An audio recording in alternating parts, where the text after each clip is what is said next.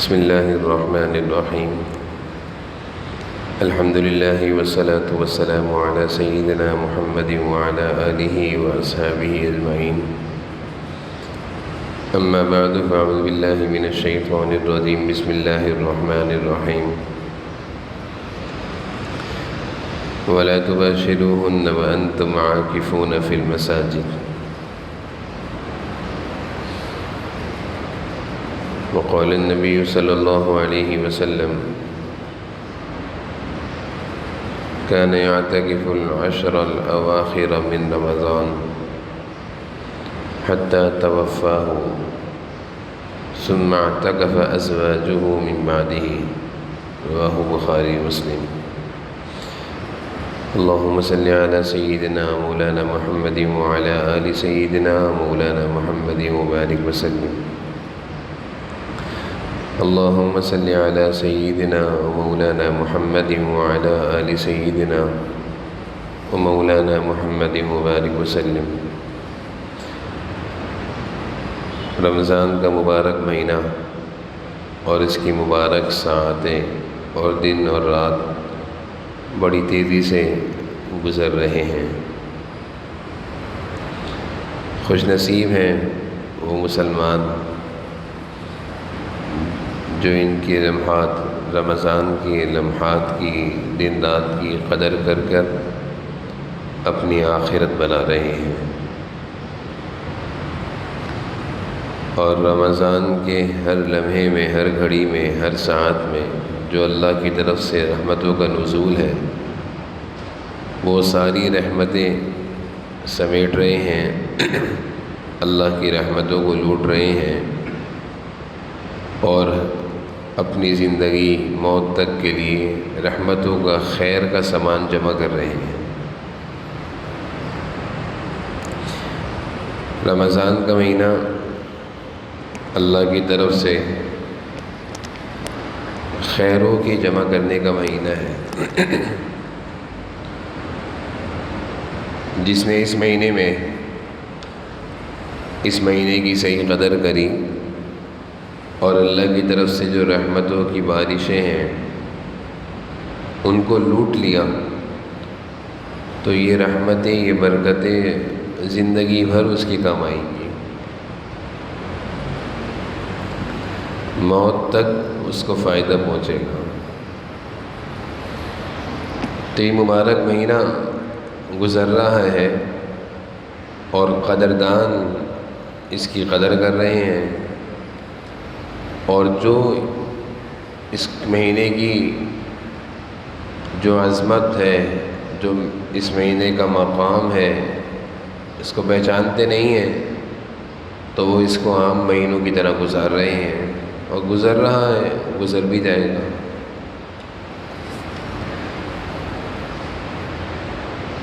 اس مہینے میں آپ صلی اللہ علیہ وسلم کے جو معمولات ہیں وہ عرض کی جا رہے تھے گزشتہ بیانات میں.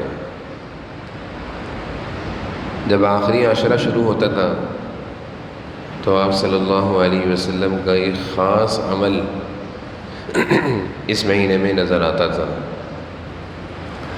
گو وہ عمل سنت ہے، اعتکاف، لیکن آپ صلی اللہ علیہ وسلم نے مدینہ ہجرت تشریف لانے کے بعد، ہجرت کر کے جب آپ مدینہ آئے ہیں تو آپ نے مسلسل اعتکاف کی سنت کو زندہ کیا ہے. مسلسل یعنی اس میں ایک ناغہ بھی نہیں کیا آپ نے، 1 سال کا ناغہ بھی نہیں. بلکہ بعض روایت میں آتا ہے کہ ایک دفعہ ایسا ہوا، آپ کسی جگہ سفر پر تشریف لے گئے تھے، سفر کی مصروفیت کی وجہ سے 1 سال کا اعتکاف آپ کا رہ گیا، آ نہیں سکے، تاخیر ہو گئی، تو آپ نے آئندہ سال 20 دن کا اعتکاف کیا. پچھلے سال کے 10 دن کی قضا اور موجودہ سال کے 10 دن کا اعتکاف، یعنی دوسرے عشرے کا بھی اعتکاف کیا اور تیسرے عشرے کا بھی اعتکاف کیا. تو اعتکاف کا عمل ہے تو سنت، لیکن آپ صلی اللہ علیہ وسلم نے اہتمام بہت کیا ہے اس کا. بہت زیادہ اہتمام کیا۔ حضرت عائشہ رضی اللہ عنہ کی روایت ہے جو میں نے ابھی پڑھی ہے خطبے میں، بخاری مسلم شریف کی روایت ہے۔ وہ فرماتی ہیں کہ رسول اللہ صلی اللہ علیہ وسلم رمضان کے آخری عشر میں اعتکاف فرمایا کرتے تھے، اور آپ کا یہ معمول آپ کی وفات تک رہا، آپ کی وفات تک رہا۔ بلکہ حدیث میں آتا ہے جس سال آپ دنیا سے رخصت فرمانا تھا تو وہ جو آخری رمضان تھا اس رمضان میں بھی آپ نے 20 دن کا اعتکاف کیا ہے، ڈبل اعتکاف کیا ہے کہ اب میں آئندہ سال نہیں ہوں گا تو آئندہ سال کا بھی خیر جمع کر لو۔ اور عائشہ فرماتی ہیں آپ کے بعد آپ کی ازواج مطہرات بھی اعتکاف کی ایسے ہی پابندی کرتی تھی جیسے آپ کی زندگی میں کرتی تھیں۔ تو یہ اعتکاف کی سنت ایسی سنت ہے کہ یہ مردوں اور عورتوں میں دونوں میں برابر ہے۔ یعنی جس طرح مرد اعتکاف کریں گے مسجد میں، عورتیں اعتکاف کریں گی گھر کی مسجد میں۔ عورتیں گھر کی مسجد میں اعتکاف کریں گی، اور گھر کی مسجد سے مراد وہ مسجد ہے جو ہر گھر میں عورتوں کی نماز پڑھنے کی جگہ ہوتی ہے، جو خاص جگہ بنائی جاتی ہے جہاں عورت اپنی 5 وقت کی نماز آ کر پڑھتی ہے۔ اب کے دور میں یہ بات سمجھ میں نہیں آتی، کتابوں میں آتا ہے، اس کتاب میں بھی یہ لکھا ہوا ہے کہ مرد اعتکاف کریں گے محلے کی مسجد میں، عورتیں اعتکاف کریں گی گھر کی مسجد میں۔ آج کے دور میں اگر ہم یہ بات کسی سے کہیں گے تو وہ کہے گا گھر کی مسجد کا مطلب کیا ہے، گھر کی مسجد کون سی ہوتی ہے؟ لیکن گزشتہ حضور صلی اللہ علیہ وسلم کے زمانے سے لے کر اسلاف، اولیاء اللہ اور خیر کے زمانے تک یہ گھروں کا معمول تھا کہ جب گھر بنا کرتے تھے تو ایک کمرہ نماز کے لیے بنا کرتا تھا۔ جیسے ایک کمرہ بنتا ہے نا، ایک بنتا ہے ٹی وی لانچ شیطان کا کمرہ، ایک بنتا ہے ڈرائنگ روم مہمانوں کا کمرہ، ایک بنتا ہے بچوں کا کمرہ۔ آج کل تو یہ چیز سمجھ میں آتی ہے، لیکن افسوس ہے کہ مسلمان اس کو بھول گیا کہ گھر کا ایک حصہ بننا چاہیے تھا نماز کے لیے، جو گھر کی مسجد ہوتی ہے عورتوں کے لیے۔ تو عورتیں اسی مسجد میں نماز پڑھتی اور اسی مسجد میں ہر سال اعتکاف کرتی تھیں۔ تو رمضان کے آخری عشرے کے معمولات میں آپ صلی اللہ علیہ وسلم کا یہ بہت بڑا عمل ہے اعتکاف، اور میں سچ عرض کر رہا ہوں کہ اس عمل کو امت نے چھوڑ دیا ہے، ہم اس عمل کو چھوڑ بیٹھے ہیں۔ اس کا اہتمام تھوڑا بہت مردوں میں تو رہا لیکن عورتوں سے تو ختم ہو گیا۔ یعنی عورتوں کو یہ پتہ ہی نہیں ہے کہ یہ اعتکاف عورتیں بھی کیا کرتی تھیں اور کرنا چاہیے، جبکہ ہونا یہ چاہیے کہ ہر گھر کا ایک فرد اعتکاف میں مسجد میں بیٹھے اور ہر گھر کی ایک عورت کم از کم گھر میں اعتکاف کرے۔ یہ میں کم سے کم بتا رہا ہوں، اگر زیادہ افراد ہیں تو زیادہ لوگ اعتکاف میں بیٹھیں، لیکن میں کم سے کم کی مقدار بتا رہا ہوں کہ ہر گھر کا ایک مرد مسجد میں اعتکاف میں بیٹھے اور ہر گھر کی ایک عورت گھر میں اعتکاف کرے۔ اور میں یہ بھی عرض کروں کہ یہ اعتکاف کی سنت جو حضور صلی اللہ علیہ وسلم اتنے اہتمام سے کر رہے ہیں، یہ دراصل اللہ کی منشا ہے، اللہ کی منشا ہے۔ آپ صلی اللہ علیہ وسلم کا کوئی عمل بھی اللہ کی منشا کے خلاف نہیں تھا۔ اللہ کی منشا یہ ہے کہ رمضان کے آخری عشرے میں میرے بندے اپنے سارے کام کاج چھوڑ کر، دنیاوی مصروفیات، سال میں اگر 365 دن ہیں تو 355 دن دنیا کے لیے، 355 دن اللہ نے ان میں سے ایک دن بھی نہیں مانگا ہم سے کہ میرے گھر میں آ کے اعتکاف کرو۔ صرف یہ 10 دن اللہ کی منشا یہ ہے کہ میرے بندے مسجد میں آئیں اور میرے سے تعلق جوڑیں۔ اگر اللہ یہ کہتے ہیں نا کہ ہر مہینے میں 3 دن مسجد میں آ کر رہو، تو یہ بندوں پر حق تھا کہ ہر مہینے میں 3 دن اللہ کے گھر میں آ کر رہتے، لیکن اللہ تعالیٰ نے سال کے 365-66 دن میں سے صرف 10 دن تو مانگے، اور اس کا فائدہ اللہ کو نہیں ہے، انسان کی اپنی زندگی میں۔ اس ماحول میں جہاں پہ گناہ نہیں ہے، اللہ کے گھر کا ماحول، تلاوتوں کی فضا، نماز کی فضا، اس کے بہت زیادہ اثرات ہیں۔ اللہ نے فرمایا مسجد متقیوں کا گھر ہے، اس گھر میں ہر متقی کا دل لگتا ہے۔ تو اللہ تعالیٰ کی منشا یہ معلوم ہوتی ہے حضور صلی اللہ علیہ وسلم کے عمل سے کہ میرے بندے آخری عشرہ رمضان کا مسجد میں گزاریں، اور میری بندیاں آخری عشرہ رمضان کا اپنے گھر کی مسجد میں گزاریں۔ یہ اللہ کی منشا ہے۔ جب تک ہم لوگ اللہ اور اس کے رسول کی منشا پر چلیں گے تو ہم کامیاب ہیں دنیا اور آخرت میں، اور جب ہم ہٹ جائیں گے تو ہم اللہ کی منشا اور اللہ کے رسول کے طریقے سے ہٹ کر مسائل ہمارے سامنے ہیں۔ آج بھی بعض جگہوں پر اس اعتکاف کی سنت کو بڑے اہتمام سے کیا جاتا ہے۔ حضرت مفتی مختار الدین صاحب جو کہ کربوغا شریف کوہاٹ سے آگے ایک جگہ ہے، سرحدی علاقہ ہے،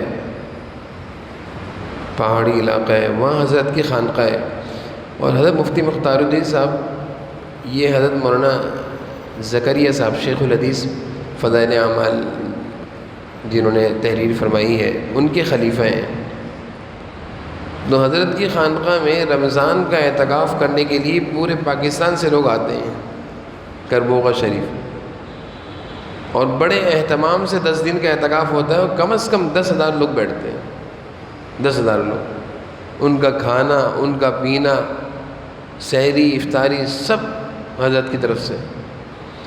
اور وہاں کی کچھ گزشتہ دنوں تراویحوں کی ویڈیو بن کر آئی تھی، ایسی کھچا کچ حضرت کی مسجد تراویحوں سے بھری ہوئی تھی، ایسا اعتکاف کا سما ابھی سے شروع ہو گیا، ابھی سے لوگ آ رہے ہیں۔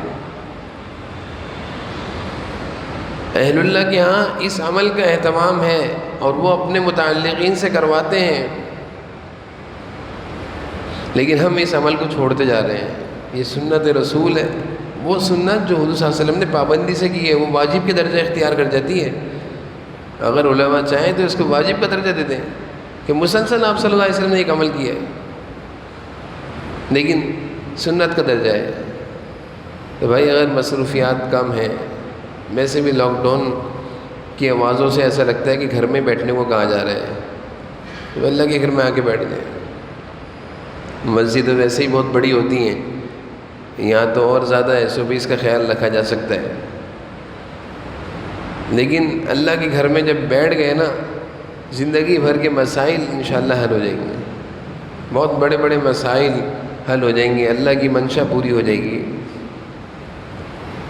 ہم نے دیکھا ہمارے حضرت مولانا یوسف لدھانی شہید رحمہ اللہ، قریب میں ایک مسجد ہے فلاح مسجد بلاک 14 میں نصیر آباد پہ، اتنی بڑی مسجد نہیں ہے، حضرت کا لوگوں کا حضرت سے ایک قلبی تعلق تھا، تو اس مسجد میں ہر سال اعتکاف کے لیے دور دراز سے لوگ آتے تھے، 1000 افراد تک، 500 افراد تک اعتکاف کیا کرتے تھے وہاں پہ، 500 افراد، 600 افراد، اور بستر ایسے رکھتے تھے جیسے بالکل مل ملا کر، جگہ کم ہوتی تھی، اور بہت سارے لوگ راستوں میں بستر لگا دیا کرتے تھے کہ میں اعتکاف کرنا ہے، وہ یہ نہیں دیکھتے تھے پنکھا ہے یا نہیں ہے، کوئی اچھی جگہ مل جائے، نہیں، جہاں جگہ ملتی بستر لگا دیا، 10 دن اعتکاف کرنا ہے۔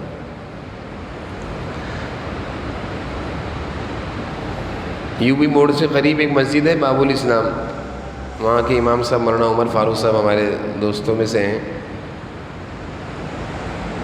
تو ان کے ہاں 350 معتکف اعتکاف کرتے ہیں 350 300، اور اکثر اس میں نوجوان طبقہ ہوتا ہے۔ جب ان کا ختم قرآن تھا تو ایک دفعہ میں گیا ختم قرآن میں، تو فرمانے لگے بھائی ایک ختم تو میں نے مصلی پر کیا ہے اور 350 ختم یہ معتکفین نے کیے، 350 ختم یہ معتکفین نے کیے ہیں اور ایک ختم میں نے کیا ہے۔ اندازہ کیجئے 350 ختمات کی دعا ہوگی، یعنی جب مسلمانوں کا ایک طبقہ ایک جگہ جمع ہوتا ہے تو وہ بہت بڑا خیر کا کام کر جاتا ہے، یہ کوئی معمولی بات ہے۔ 350 ختم، ورنہ کہ بھائی ایک ختم نہیں ہے، یہاں پہ ختم قرآن کی دعا میں کہنے لگے یہاں پہ ایک ختم کی دعا نہیں ہو رہی، یہاں پہ 350 ختم ہوئے ہیں، آخری عشرے کی دعا ہے۔ ہمارے یہاں اعتکاف میں کچھ حفاظ بچے بیٹھتے ہیں، نوجوان حفاظ جو ہمارے ہاں پڑھتے ہیں، اپنے شوق سے بیٹھتے ہیں۔ ابھی بھی ایک بچہ ہے 16-17 سال کا ہے، گلستان جوہر میں رہتا ہے، مسلسل فون کر رہا ہے اعتکاف کرنا ہے۔ تو جو بچے اعتکاف میں بیٹھتے ہیں حفاظ، ہمارے ہاں اپنی ترتیب یہ ہے کہ وہ روزانہ ایک قرآن دیتے ہیں مجھے، کہتے بھائی ایک قرآن ختم کر سکتے ہو؟ ہاں میں بیٹھ جاؤ۔ روزانہ ایک قرآن ایک حافظ ختم کرتا ہے، اور وہ جب 9 دن 10 دن پورے کرتا ہے تو 9 قرآن تو کم سے کم لے کر جاتا ہے اپنے ساتھ۔ اور معتکف اعتکاف کی برکت سے جب یہاں سے جاتا ہے تو وہ یہ کہتا ہوا جاتا ہے زندگی میں ایسے دن کبھی نہیں آئے کہ میں نے 9 دن میں 9 قرآن ختم کیے، کہ پورے سال میں قرآن ختم نہیں ہوتا۔ پورے سال میں، پچھلے سالوں میں جب کرونا نہیں تھا، کچھ بڑی عمر کے حضرات ڈاکٹر صاحب بھی تھے بیٹھے تھے، تو میں نے جمعے کا دن آیا اعتکاف کا، میں نے کہا بھائی آج 10,000 مرتبہ درود شریف پڑھنا ہے۔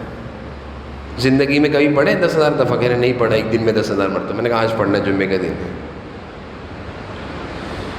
تو معتکفین مسجد کی ماحول کی برکت سے جو کہو کرتے ہیں، 10,000 مرتبہ درود شریف پڑھنا ہے، سورہ کہف پڑھنی ہے جمعے کے دن۔ جمعے کے دن پڑھنا سورہ کہف کا ایک عمل ہے، حدیث میں آیا ہے۔ سورہ آل عمران پڑھنی ہے جمعے کے دن۔ سورہ آل عمران 2.25 سپارے کی سورت ہے، 2 پارے کے قریب قریب۔ سورہ بقرہ پڑھنی ہے، 2.5 سپارے کی سورت ہے۔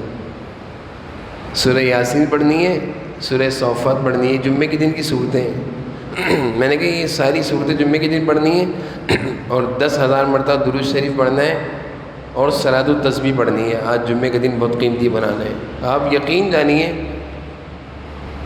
سارے معتکفین جس میں بوڑھے اور ضعفاء تھے، ان سب نے وہ ایک دن میں سارے اعمال کر لیے، اور یہ کہتے ہوئے گئے کہ کبھی زندگی میں ایسا جمعہ نہیں آیا، کبھی زندگی میں ایسا جمعہ نہیں آیا۔ تو میں یہ بتانا چاہ رہا ہوں یہ ہمارا اور آپ کا کوئی کمال نہیں، یہ مسجد کی ماحول کی برکت ہے کہ جب انسان کسی اچھے ماحول میں جڑتا ہے تو وہی اثرات ہوتے ہیں۔ حضرت عبداللہ بن مبارک رحمہ اللہ امام بخاری کے استاذ الحدیث ہیں۔ ایک زندگی دنیا داری میں گزری، اس کے بعد اللہ تعالیٰ نے پلٹا مارا تو حدیث کے استاذ امام بن گئے۔ کہتے ہیں جب میں دنیا داروں کے ساتھ رہتا تھا تو رات دن پریشان رہتا تھا، سکون ہی نہیں تھا ادھر، کیونکہ دنیا داروں کے درمیان کیا ہوتا ہے، وہ سودا، یہ خریدنا، وہ لینا، وہ بیچنا، آج کاروباری حالات نیچے آ رہے ہیں، آج اوپر جا رہے ہیں، یہ غم تھا۔ تو عبداللہ بن مبارک کہتے ہیں جب میں دنیا داروں کے ساتھ صبح شام کیا کرتا تو میں پریشان رہتا تھا، اور جب سے میں نے اپنی زندگی کو اللہ کی توفیق سے بدلا ہے اور اب میرے اوقات دین، قرآن، احادیث، خدمت دین، مسجد، تلاوت میں گزر رہے ہیں، اب جو زندگی میں میں سکون پا رہا ہوں میں نے ایسا سکون کبھی نہیں پایا۔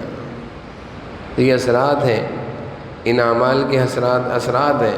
حضرت عائشہ رضی اللہ عنہ فرماتی ہیں کہ رمضان المبارک کے آخری عشرے میں آپ صلی اللہ علیہ وسلم اپنی عبادات بڑھا دیا کرتے تھے، اور فرماتی ہیں کہ اپنے گھر کی خواتین کو یعنی ازواج مطہرات کو بھی رات کو جگاتے تھے، اٹھو بھائی اٹھو، یہ سونے کی رات نہیں ہے، اور پوری رات آپ صلی اللہ علیہ وسلم آخری عشرے کی ہر رات میں پوری رات شب داری کرتے تھے، پوری رات جاگ کر گزارتے تھے، اور صرف جاگ کر نہیں گزارتے تھے بلکہ مسلسل نماز میں اور تلاوت میں گزارا کرتے تھے۔ تو بھائی اپنے نبی کا اس عمل، یہ جو اعتکاف کا عمل ہے، ہم نہیں کریں گے تو کون کرے گا؟ کوئی یہودی تو کرنے آئے گا نہیں، وہ تو دشمن ہے ہمارے نبی کی تعلیمات کے۔ کسی عیسائی سے بھی یہ امید نہیں رکھ سکتے، وہ تو ہمارے دشمن ہیں۔ مسلمان اپنے نبی کے عمل کو اگر چھوڑ دے گا تو کون کرے گا؟ ہم کیوں نہیں اعتکاف کرتے؟ ہاں اگر مجبوری ہے، بیماری ہے، گھر والوں کی ذمہ داری ہے تو بھائی نفلی اعتکاف کر کے مسجد میں رہیں۔ حدیث شریف میں تو آتا ہے کہ ایک دن کا اعتکاف یہ جہنم سے کئی خندقیں دور کر دیتا ہے، اور ایک خندق کی پیمائش زمین و آسمان کے برابر ہے۔ اتنا فاصلہ کر دیتا ہے ایک دن کا اعتکاف کرنے والوں کو جہنم سے اتنا دور کر دیتا ہے۔ اور ایک حدیث میں آپ صلی اللہ علیہ وسلم نے ارشاد فرمایا، جو رمضان کے آخری عشرے کا اعتکاف کرتا ہے اس کو 2 حج اور 2 عمرے کا ثواب ملتا ہے۔ 2 حج اور 2 عمرے کا کتنا بڑا عمل ہے۔ اور ایک حدیث میں آپ نے فرمایا کہ جو اللہ کی رضا کی خاطر رمضان کا اعتکاف کرے اس کے سارے گناہ معاف، اس کے سارے گناہ معاف۔ تو بھئی اگر کوئی مجبوری اور مصروفیت نہیں ہے تو پھر تو مسجد میں سنت اعتکاف کریں، اور اگر کوئی مجبوری اور مصروفیت ہے تو اپنی جگہ کسی کو بٹھائیں، اپنی جگہ کسی کو بٹھائیں۔ اپنا بیٹا اگر بڑا ہے، 16-17 سال کا سمجھدار ہے، اس کو بٹھائیں۔ اپنے بھائی کو راضی کریں کہ دیکھو ہمارے گھر میں سے کوئی بھی اعتکاف میں بیٹھ رہا ہے، یہ سنت چھوٹ رہی ہے، افسوس کریں۔ میں خدا کہہ رہا ہوں، صحابہ سنت کے چھوٹنے پر روتے تھے، ان کو دکھ ہوتا تھا کہ سنت چھوٹ رہی ہے۔ ہم لوگوں کو افسوس نہیں ہوتا۔ میں سچ عرض کر رہا ہوں کہ ہم اس کی فکر کریں، اپنے بھائیوں میں بات چلائیں، اپنے اولاد میں بات چلائیں، اپنی عورتوں میں بات چلائیں کہ بھئی اس سنت کو زندہ کرنا ہے۔ گھر کی عورتوں میں تیار کریں، بھئی ساری عورتیں مل کر تیار کریں ایک عورت کو، 2 عورتوں کو، اور اس کا آسان طریقہ کیا ہے؟ ایک گھر کا کمرہ بنا دیں، اسی کمرے میں وہ رہیں۔ عورتوں کا اعتکاف بہت آسان ہے، گھر کے کمرے میں رہیں، وہیں کھائیں، وہیں سوئیں۔ اس کمرے میں پیر والے دن سے اعتکاف شروع ہو رہے ہیں، مغرب سے پہلے اعتکاف کی نیت سے اس کمرے میں داخل ہو جائیں۔ نویت سنت الاعتکاف، میں 10 دن کا اعتکاف کرتا ہوں، کرتی ہیں عورتوں کے لیے۔ سنت اعتکاف آخری عشرے کا کرنے کی نیت سے اس کمرے میں داخل ہو جائیں۔ اگر کمرہ نہیں ہے تو آدھے کمرے پہ چادر باندھ دیں، اس جگہ پہ داخل ہو جائیں نیت کرتے ہوئے۔ اب زیادہ وقت اسی جگہ پر گزاریں، مثلا سونا بھی وہیں ہو، کھانا پینا بھی وہیں ہو، سحری افطاری بھی وہیں ہو۔ ہاں استنجا کے لیے بیت الخلاء کے لیے جائیں، آ جائیں واپس، اور گھر کے کام کاج وہیں سے بیٹھ کے کروا سکتی ہیں۔ ہمارے حضرت نے اس کتاب میں لکھا ہے، حضرت مفتی درسگروی صاحب دامت برکاتہم نے، کہ عورت کا اعتکاف تو بہت آسان ہے، گھر میں ایک جگہ بیٹھ جائے اور وہیں سے بیٹھ کے گھر کے کام کاج کرائے، یہ کر دو وہ کر دو، تو گھر کے کام کاج بھی ہو رہے ہیں اور اعتکاف کی سنت بھی زندہ ہو رہی ہے۔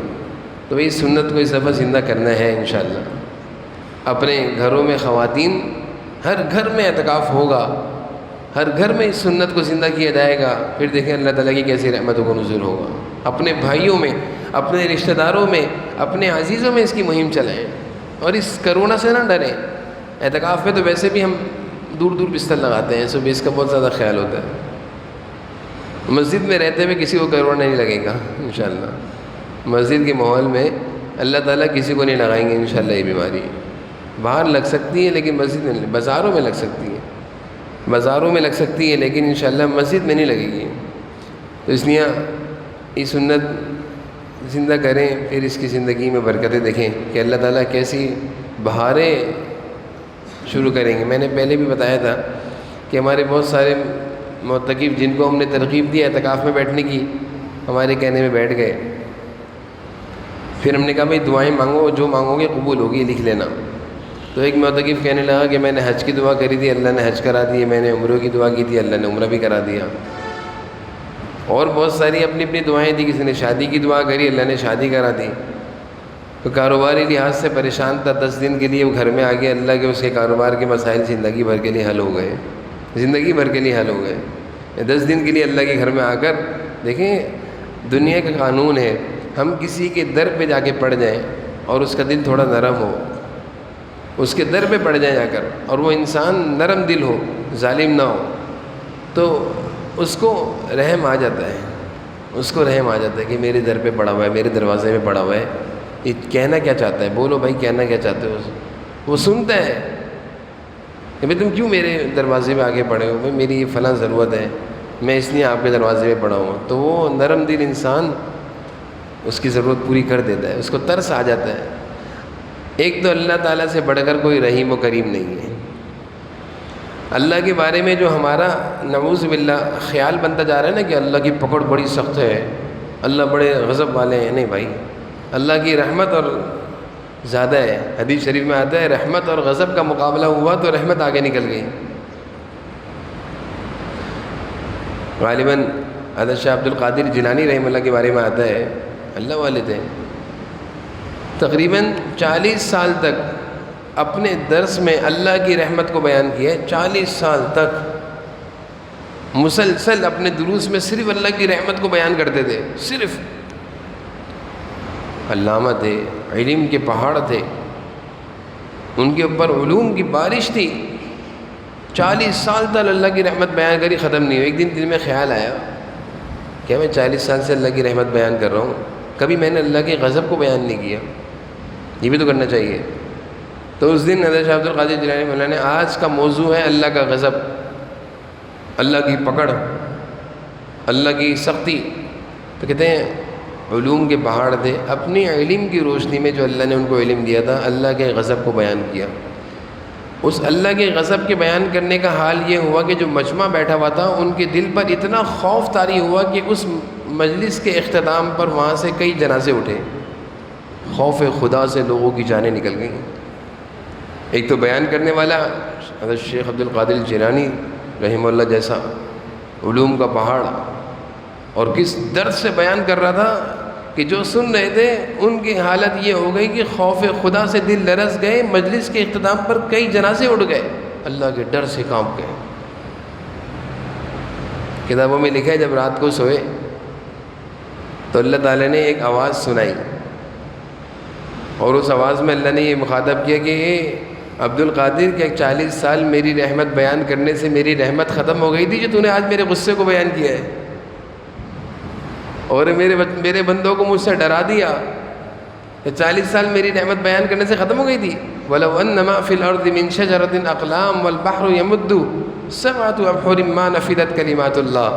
یہ درخت ساری دنیا کے، یہ سمندر ساری دنیا کے قلم بن جائیں اور سمندر سیاہی بن جائیں اور اللہ کی رحمتوں کو لکھنا شروع کریں، ختم نہیں ہو سکتی. درخت ختم ہو جائیں گے، سمندر خشک ہو جائیں گے، اللہ کی رحمتیں، اللہ کی حمد و ثنا کبھی ختم نہیں ہوگی. تو اللہ کی رحمت بڑی وسیع ہے، اللہ سے بڑھ کر کوئی رحیم و کریم نہیں. میں یہ عرض کر رہا تھا اللہ کے در پر جب کوئی آ کر پڑھتا ہے تو وہ یہ کہتا ہے اللہ اب تو میں نے سب کچھ چھوڑ دیا، بیوی کو بھی چھوڑ دیا، گھر پہ بچے بھی میرے گھر پہ ہیں، کام اور کاروبار کو بھی دے کر آ گیا ہوں کسی اور کے حوالے کہ 10 دن تک نہیں آؤں گا. اللہ اب تو میں تیرے در پہ آگے پڑ گیا ہوں، اب تو نے میرے مسئلے حل کرنے ہیں. اور اعتکاف کی راتوں میں دن رات اللہ سے مانگے، اور پھر آپ دیکھیں زندگی کیسی عید کی بات بدلے گی. میں یقین سے عرض کر رہا ہوں زندگی ہر لحاظ سے بدل جائے گی. اگر زندگی معاشی لحاظ سے پریشان تھی اللہ انشاءاللہ بہتری کی طرف لے آئے گا. اگر زندگی بیماریاں پریشانیوں کا گڑھ بنی ہوئی تھی، مسلسل بیماریاں، انشاءاللہ اللہ تعالیٰ اعتکاف کی برکت سے عافیت و شفا سکون دے گا. اگر زندگی بے ترتیبی والی تھی، آج کل اکثر لوگ کہتے ہیں زندگی میں کوئی سکون نہیں، ترتیب نہیں، بے چینی ہے، بے سکونی ہے، کوئی نظم نہیں ہے. اعتکاف کی برکت سے، رمضان کی برکت سے زندگی عید کے بعد سیدھے رخ پر آ جائے گی. بڑے فوائد ہیں، بہت ساری اس کی خیر و برکتیں ہیں. اللہ تعالیٰ نے اگر موقع دیا ہے تو اس کو کرنا چاہیے. لیکن یہاں پہ یہ بات میں عرض کر دوں کہ اگر بیوی بچوں کی کفالت کے لیے گھر میں کوئی مرد نہیں، یا بوڑھے ماں باپ کی خدمت کے لیے کوئی اور نہیں، تو پھر یہ سنت ہم موقوف کرتے ہیں۔ پھر ہم نہیں کہیں گے کہ اس سنت کے لیے آپ بیوی بچوں کو اکیلا چھوڑ کر آئیں اور والدین کو بے سہارا چھوڑ کر آئیں، پھر نہیں۔ لیکن اگر کسی کے ہاں 2 بھائی ہیں، دوسرا بھائی کہتا ہے والد کی خدمت میں کروں گا، آپ اعتکاف کریں، گھر میں بیوی بچوں کے لیے وہ محرم موجود ہے، یا بچے کہتے ہیں کہ ہم ننیال میں چلے جائیں گے اور کوئی بوجھ نہیں ہے کسی پر، تو بھائی یہ کام کر لیں۔ جو کام آسانی سے ہو سکتا ہے اس کام کو کر لینا چاہیے، اور اس کام کے بعد اللہ تعالیٰ جب 10 دن ہم اپنے بچوں سے دور رہیں گے، اپنے گھر سے دور رہیں گے، اللہ کے گھر میں رہیں گے، تو دل طور پر ایک چوٹ لگتی ہے، انسان کو ایک چوٹ لگتی ہے۔ کبھی کبھی تو یاد آتے ہیں بچے، کبھی کبھی تو بچے یاد آتے ہیں، اور جب بچے گھر سے دور ہوں، اپنے سے دور ہوں، پھر دعائیں بھی زیادہ ہوتی ہیں، پھر دعائیں زیادہ ہوتی ہیں۔ قریب ہونا تو اتنی دعائیں نہیں ہوتی، اور جب دور ہوں تو دعائیں زیادہ نکلتی ہیں۔ بیوی ساتھ ہو تو کھٹ پٹ رہتی ہے، دعائیں اتنی دل سے نہیں نکلتی ہیں، اور جب بیوی سے 10 دن کے لیے دور ہو جائیں گے تو بیوی کے لیے بھی دعائیں نکلیں گی، بڑی خدمت کرتی ہے، کھانے پکا پکا کر بھیج رہی ہے مسجد۔ جیسے ہمارے بہت سارے لوگ حج کے سفر میں ہم ساتھ تھے، تو کہتے ہیں یار جب تک ہم گھر والوں کے ساتھ تھے، بیوی بچوں کے ساتھ تھے، تو گھر والوں کی اتنی قدر نہیں تھی، اب حج میں آئے تو اب بڑی ان کی قدر ہو رہی ہے، اب بیت اللہ کے غلاف پکڑ پکڑ کر میں گھر والوں کے لیے دعائیں کر رہا ہوں۔ تو بس اوقات دوری سے فائدے ہو جاتے ہیں۔ مجاہدہ ہے یہ، ایک مجاہدہ ہے، یہ ایک مجاہدہ ہے کہ خود اٹھنا، بستر لپیٹ کے رکھنا۔ اب تک تو آرڈر چلتے تھے گھر والوں پر، کبھی بستر کی چادر بھی ٹھیک نہیں کری، جھاڑنا تو دور کی بھی بات ہے، چادر بھی ٹھیک نہیں کری۔ اب مسجد میں اعتکاف میں چادر بھی خود ٹھیک کرنے پڑتی ہے، وہ ساری چیزیں برداشت کر رہے ہیں۔ پھر 10 دن تک نہانے دھونے کا بھی انتظام نہیں ہوتا، بلا ضرورت نہانا اعتکاف میں اس کی اجازت نہیں ہے۔ تو ہمارے بہت سارے ساتھی گزشتہ سال اعتکاف میں بیٹھے تھے، تو ایک نوجوان لڑکا مجھ سے کہنے لگا امام صاحب کبھی زندگی میں ایسا دن نہیں آیا کہ میں دن میں 2 دفعہ نہ نہایا ہوں، میں دن میں 2 دفعہ نہاتا ہوں، آفس جاتے ہوئے الگ نہاتا ہوں، اگر الگ نہاتا ہوں، یہاں پہ آپ 10 دن 5 دن ہو گئے مجھے نہانے نہیں دے رہے، میں بہت پریشان ہوں۔ میں نے کہا یہی چیز اللہ کو پسند ہے، یہ ساری چیزیں برداشت کرو، گیلا تولیہ کرو، اپنے جسم پہ ملو، لیکن بلا ضرورت نہانے کے لیے جاؤ گے اعتکاف ٹوٹ جائے گا۔ تو نہ نہانا، حدیث میں آتا ہے نا کہ اللہ تعالیٰ کو بندہ اسی حال میں پسند ہے، جیسے حاجی جب حج کرنے کے لیے احرام باندھ کر میلے کچیلے بالوں کے ساتھ، چہرے کے ساتھ جاتا ہے، مونچھیں بھی بڑی ہو جاتی ہیں، ناخن بھی بڑے ہو جاتے ہیں، مٹی لگی ہوئی ہوتی ہے، اللہ کو وہی حالت پسند ہے، اللہ کو وہی حالت پسند ہے۔ حاجی کو حکم یہ ہے کہ ایسے ہی آنا، صابن سے منہ نہیں دھونا، احرام جیسے تم باندھ کے چلے ہو ایسے ہی آنا، منہ دھونا، صابن سے نہیں دھونا۔ بدبو جسم سے آ رہی ہے اس کو دور نہیں کرنا، خوشبو لگانا منع ہے، اگر کوئی حج میں خوشبو لگا لے احرام میں تو دم آ جائے گا، خوشبو لگانا منع، صابن استعمال کرنا منع، کنگھی کرنا منع، بال ٹوٹ جائیں گے دم آ جائے گا، ناخن کاٹنا منع، ناخن کاٹنے سے دم آ جائے گا۔ یہ ساری جو کیفیت ہے حاجی کی، اللہ تعالیٰ اسی کیفیت کے ساتھ اپنے گھر پہ بلا رہے ہیں عظیم عبادت کی ادائیگی کے لیے، حج، کہ اسی طرح ہوں، مجھے تمہارا اسی طرح آنا پسند ہے، اسی طرح آنا پسند ہے۔ اعتکاف میں بھی یہی کیفیت ہوتی ہے کہ اللہ ہم تیرے گھر آ کر پڑ گئے ہیں، نہ یہاں پہ باڈیز پہ رہے کہ صبح شام ہم باڈیز پہ کرتے تھے، یہاں کر ہی نہیں سکتے، نہ یہاں پہ نہا سکتے ہیں، بلا ضرورت نہانے جائیں گے اعتکاف ٹوٹ جائے گا، نہ یہاں پہ ہم کپڑے استری کر کر کے اچھے کر کے پہن سکتے ہیں، نہ یہاں پہ بہترین قسم کے بیڈ ہیں جو گھروں میں بیٹھتے، ساری سہولتیں اللہ چھوڑ کر آئے تیرے گھر میں۔ اللہ کہتے ہیں تیرا اسی طرح آنا مجھے پسند ہے، تیرا اسی طرح یہاں رہنا مجھے قبول ہے، اسی پر میں تجھے نوازوں گا۔ شاہانہ زندگی کے ساتھ تو بہت زندگی کے دن گزارتے ہیں، شاہانہ زندگی کے ساتھ تو بہت زندگی کے دن گزارتے ہیں، کبھی یہ زندگی کے دن بھی تو گزاریں، کبھی اس طرح کی زندگی کے دن بھی گزاریں اور پھر ان کی برکتیں دیکھیں۔ اللہ تعالیٰ سے دعا ہے کہ اللہ تعالیٰ خیر و عافیت کے ساتھ رمضان کا آخری عشرہ گزار دے، اور اعتکاف کی جو سنت ہے اللہ تعالیٰ ساری امت کو اس سنت کو بہت اہتمام سے ادا کرنے کی توفیق نصیب فرمائے۔ اور اعتکاف میں اگر کوئی نہیں بیٹھ رہا تو کوئی حرج نہیں ہے، کم از کم اتنا کر لے کہ آخری عشرے کی ہر رات، چاہے وہ مسجد میں گزارے یا گھر میں گزارے، لیکن نماز میں گزارے اور دعاؤں میں گزارے۔ حضور صلی اللہ علیہ وسلم آخری عشرے کی پوری رات کھڑے رہتے تھے، بس اللہ کے آگے روتے رہتے تھے۔ نہ بازاروں میں جانے کی، وہ تو شکر ہے کہ بازار بند ہو گئے ہیں، اب تو کھلیں گے نہیں آخری عشرے میں راتوں کو بازار، نہیں تو رمضان کا آخری عشرہ شروع ہوتا تھا تو ایسا لگتا تھا رمضان ختم ہو گیا۔ یہ اللہ کا عذاب ہے کہ بازاروں پر تالے لگا دیے اللہ نے۔ یہ آخری عشرہ شروع ہونے پر ہونا یہ چاہیے تھا کہ سب چیزیں بند، مسجدیں کھل جاتی تھی، بس مسجدیں ہوں۔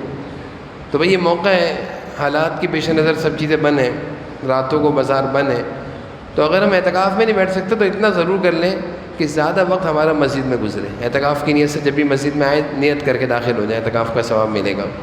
اور دوسری چیز یہ کہ آخری عشرے میں جتنی زیادہ دعائیں کر سکتے ہیں اور جتنی زیادہ عبادت کے ذریعے اپنے کو تھکا سکتے ہیں، تھکانا مقصود ہے، آخری عشرے میں تھکانا مقصود ہے۔ حضور صلی اللہ علیہ وسلم کھڑے کھڑے ایک ٹانگ پہ ہو جاتے تھے، ایک ٹانگ پہ کھڑے ہوئے تھک گئے، دوسری ٹانگ پہ کھڑے ہوئے۔ تو حدیث سے معلوم چلتا ہے کہ آخری عشرے میں تھکانا مقصود ہے، تو آخری عشرے میں اپنے آپ کو ہم نے تھکانا ہے، لمبے لمبے نفل پڑھنے ہیں، جو صورتیں یاد ہیں وہ پڑھنی ہے، نفل پڑھ کے بیٹھ گئے تو دعائیں کرنی ہے، دعائیں کر کے بیٹھ گئے تو صلاۃ و تسبیح کی نیت باندھ لیں، صلاۃ و تسبیح سے فارغ ہو جائے تو تلاوت شروع کر دیں، کچھ نہ کچھ کرتے رہنا ہے۔ اور پھر یہ صرف اپنے تک محدود نہیں رکھنا، اپنے گھر والوں کو بھی اس میں لگانا ہے۔ حضور صلی اللہ علیہ وسلم خود بھی جاگتے تھے، گھر والوں کو بھی جگاتے تھے، خود بھی لگتے تھے، گھر والوں کو بھی لگاتے تھے کہ اٹھو اٹھو، جا رہا ہے رمضان، لوٹ لو۔ پھر ایک سال بعد کس کو پتہ نہیں زندگی ملے، موقع ملے، لوٹ لو، جلدی کرو، دیر نہیں کرو۔ ایسا آپ صلی اللہ علیہ وسلم کی فکر تھی، ایسی فکر تھی۔ تو کوشش یہی کریں کہ یہ آخری عشرہ ہمارا قیمتی بن جائے، اور پھر بعد میں کسی قسم کا نا افسوس نہ ہو، ہمیں شرمندگی نہ ہو، ندامت نہ ہو کہ رمضان چلے گیا میں کچھ کر نہیں سکا۔ پاس کم سے کم 5-6 قرآن ہو گئے، میں نے 5 قرآن ختم کیے ہیں، میں نے رمضان میں اتنی ساری دعائیں مانگی ہیں، میں نے رمضان کے دنوں میں صلاۃ و تسبیح نہیں چھوڑی، ہر روز صلاۃ و تسبیح پڑھی ہے، اور اسی طرح تہجد نہیں چھوڑی۔ یہ ساری چیزیں ہوں گی تو اطمینان ہوگا کہ رمضان میں نے کچھ کیا ہے۔ اللہ تعالیٰ ہم سب کو ان ساری باتوں پر عمل کی توفیق نصیب فرمائے۔ وآخر دعوانا الحمدللہ رب العالمین، الحمدللہ رب العالمین، الصلاۃ والسلام علی سید الانبیاء والمرسلین وعلی سیدنا مولانا محمد وعلی آلہ سیدنا۔ یا اللہ آپ کی توفیق سے جو کچھ باتیں کہیں سنی اس پر ہم سب کو عمل کی توفیق نصیب فرما۔ یا اللہ رمضان ہم سے جا رہا ہے، اللہ اب تک کہ ہم سے کوتاہیاں ہوئی ہیں ہمیں معاف فرما۔ آئندہ کے اللہ رمضان کے تمام لمحات کی خوب قدردانی کی توفیق، ہر گھڑی، ہر دن، ہر رات کی خوب قدردانی کی توفیق نصیب فرما۔ آخری عشرہ رمضان کا سب سے قیمتی عشرہ بنایا ہے آپ نے، اللہ اس آخری عشرے کو خوب عباداتوں میں، دعاؤں میں، اعتکاف میں، تلاوتوں میں، تراویح میں، تہجد میں، اللہ رات کو جاگ کر عبادتوں میں گزارنے کی توفیق نصیب فرما۔ ہم سب کو اور ہم سب کے گھر والوں کو، خواتین کو بھی یا اللہ خوب توفیق نصیب فرما۔